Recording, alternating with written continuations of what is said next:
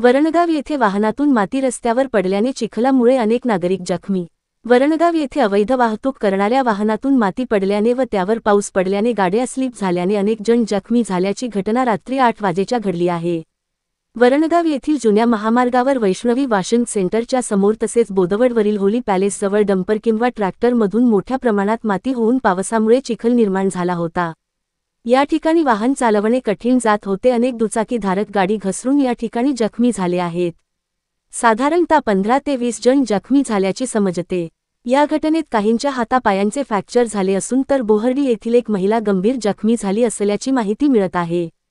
तसेच सुसरी पिंपळगाव या गावचे सुद्धा नागरिक होली पॅलेसजवळ दुचाकी घसरून जखमी झाले हे समजते। नगरपालिकेचे अग्निशमन वाहन आणून कर्मचाऱ्यांनी रस्ता साफ केला असल्याचे सांगण्यात आले आहे। यावेळी राजकीय नेते व समाजसेवक सुद्धा या ठिकाणी मदतीला आले होते। मनोहर लोणे, दिव्या महाराष्ट्र न्यूज, वरणगाव।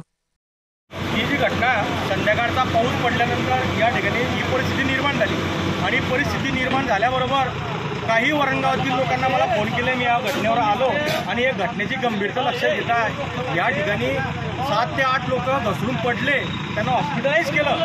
हे संपूर्ण गोष्टी समजल्यानंतर मी आदरणीय सुनील भाऊ काळे यांना फोनवरून चर्चा केली की भाऊ असं घटना घडले। भाऊ तात्काळ या ठिकाणी हजर झाले।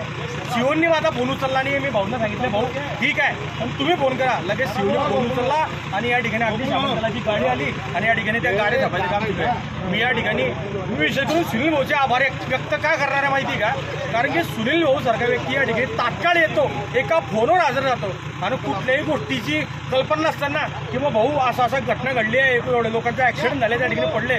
मला खरी सांगतो मी सुनील भाऊच्या मनापासून आभार व्यक्त करतो की या वरणगाव शहराला एक सुनील भाऊ सारखा एक व्यक्तिमत्व या ठिकाणी भेटलेलं आहे की तो तात्काळ या ठिकाणी आला आणि तिने घटनेची गंभीरतेने दखल घेतली आणि या ठिकाणी आणि त्याचबरोबर या वरणगाव शहराचे ते नवनियुक्त API बागुल साहेब आहे यांनी सुद्धा तात्काळ फोन उचलला, लगेच गाडी पाठवली।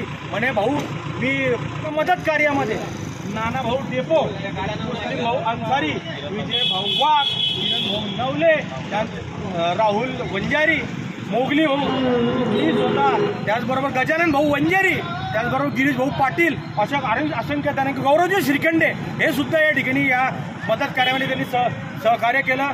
याचा पूर्णपूर त्यांनी या ठिकाणी त्यांच्या वतीने प्रयत्न केले, त्यांचे मी धन्यवाद करतो, आभार व्यक्त करतो। आणि वरणगावकर अशा कुठलीही घटना घडली तर सर्व एकत्रित आहेत, एकजुटी आहे असं मी या ठिकाणी माझ्या भावना व्यक्त करतो। जय हिंद, जय महाराष्ट्र।